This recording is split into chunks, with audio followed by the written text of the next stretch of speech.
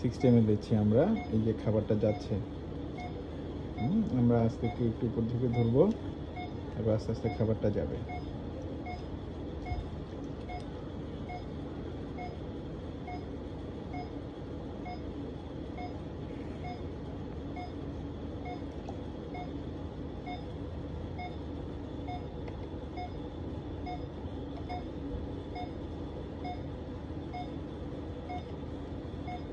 Total 100 ml খাবার দেওয়া হয়েছে।